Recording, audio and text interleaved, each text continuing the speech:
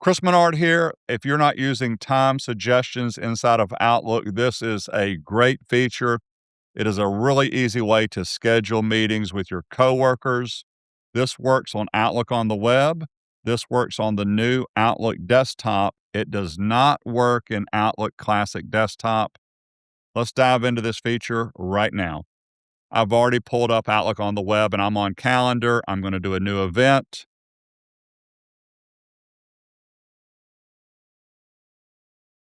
I put in Carol Wilson. Carol Wilson is a coworker. I will discuss using internal people you work with versus possibly using clients or vendors in a second. Today happens to be Sunday, March 1st, so it's pulling up Sunday. What Time Suggestions does is uses Exchange and looks at everyone's calendar.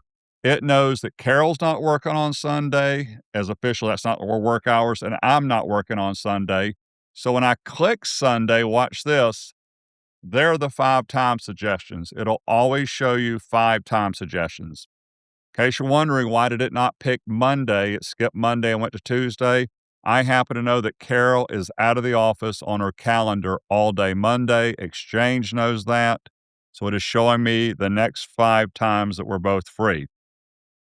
Look over to the far right. You'll see in green the number 2 people in the meeting, Carol and myself. By the way, if I want to pick one of these, you just simply click it. I'm going to pick this 9 to 9:25. It filled it in right here. If I click back here again, it'll pull it back up and let me know that I picked this. If I continue to add coworkers, I now have 3 people in this meeting. I added Christian. When I click here, if Christian had stuff on Tuesday, if he was booked all day Tuesday, Carol's booked all day Monday, I'll be seeing Wednesday times here 5 different times. Now, I do want you to be a little bit careful here. I have hidden the address that I have for the required line because this is somebody external. Be careful when you type in someone external and try to use time suggestions, because when you click on time suggestions, you're going to say, oh, great, it found the 5 times we're free. No, look over to the far right. Notice the number 1 is there because it can only pull from Exchange from your company. I can't see other people's companies.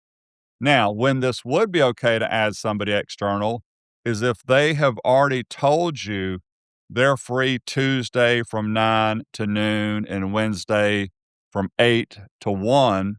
Then you could add them with your internal people and then go click that time. That one would be okay.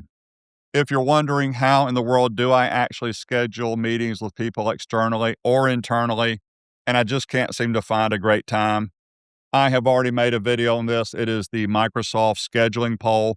This works great when you're trying to find a time for a lot of internal people or internal and external people, the Microsoft scheduling poll. Also, I happen to catch this. We've always had Scheduler in Outlook, including Outlook Classic Desktop. When I click Scheduler now for the web or the new Outlook, this is fairly new. I've blurred out some other meetings that I have here. But you can see Carol is unavailable on Monday. The scheduler now shows these 5 time suggestions inside a scheduler, which is also a great feature. I hope you give time suggestions in Outlook a shot. Always remember you can run Outlook Classic and Outlook on the web at the same time. That is what I do every day at work. I appreciate your time. Let me know if you like this feature. Have a wonderful day.